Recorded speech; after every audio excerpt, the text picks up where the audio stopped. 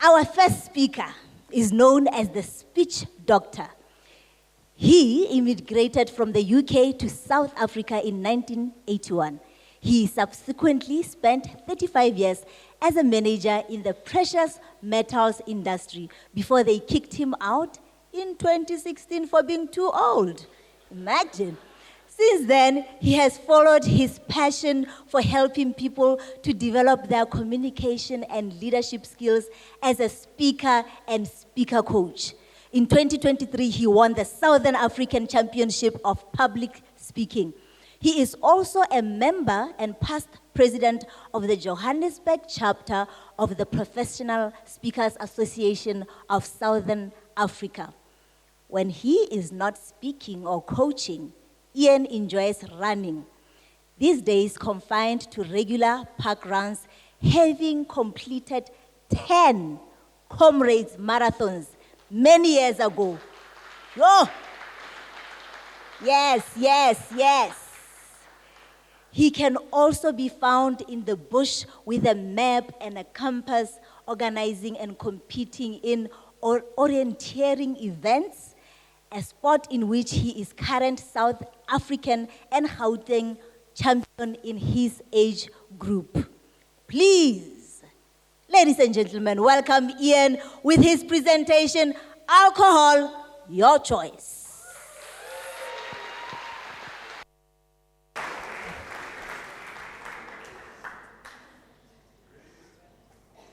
Hi, I'm Ian, and I drink alcohol.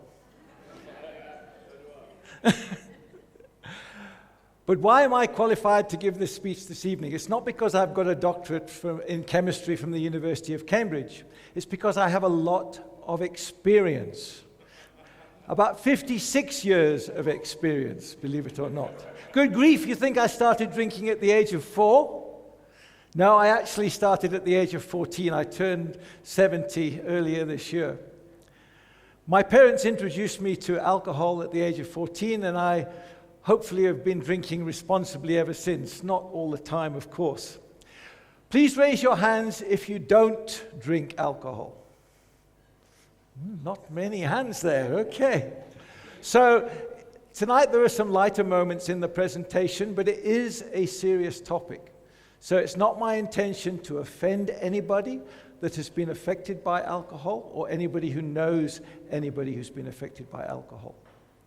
So we don't seem to be representative tonight because only 42%, under half South African men drink alcohol and under 20% of women drink alcohol. But on average, we're about the same as the rest of the world. What happens when you drink alcohol? You get pissed, pie-eyed, pickled, soused, sozzled, besotted. You get drunk effectively. I found over 101 words to describe being inebriated. But the scientific explanation is a little bit more complicated. That's ethanol, ethyl alcohol, or as we call it, alcohol. And when it goes into your stomach, it is absorbed quantitatively. So any alcohol you drink goes into your bloodstream. And that's where the problems start. But which is your favorite drink? Beer is my favorite drink. I was a rugby player, and rugby players drink lots of beer. Beer contains about 4 to 5% alcohol, wine 12 to 14%, and spirits around 40%. But it's not just about the amount of alcohol, it's about the quantity that you drink. Now, 1 unit of alcohol, your body can process that in about an hour. And as you can see from the table, many of our drinks, in fact, all of those drinks are more than 1 unit. So as soon as you start drinking, your body starts accumulating alcohol because it can't process it quickly enough. Now, 2 of the myths about drinking. I'll be all right to drive. I'll be sober in the morning. Those are definitely not true. Because what happens is that blood alcohol builds up, and it can only be processed so quickly. So if you drink 3 units of alcohol per hour for 3 hours, after 1 hour, you will be over the driving limit. And you will be still over the limit 6 hours later. So it's unlikely you're going to be sober in the morning, so be careful. Now, because the alcohol goes into the blood, it flows all the way through the body and it affects every part of your body, but particularly your brain. And of course, your brain doesn't just control your thinking, your brain controls everything else in your body. So you might start slurring your speech if you've had a few beers, or you might start staggering a little bit. Now, there are 7 stages of intoxication. After a drink or two, you probably don't even know you've had a drink. But as you start to drink more, you start to feel elated. You have a feeling of euphoria. I'm sure the drinkers amongst you will recognize that. You can even get excited about the drinking, especially if you're drinking in a crowd. But then the effects start to get worse. Your mind becomes confused. Your body becomes confused. And you're now in a dangerous state, especially when you go even higher to the next 2 levels.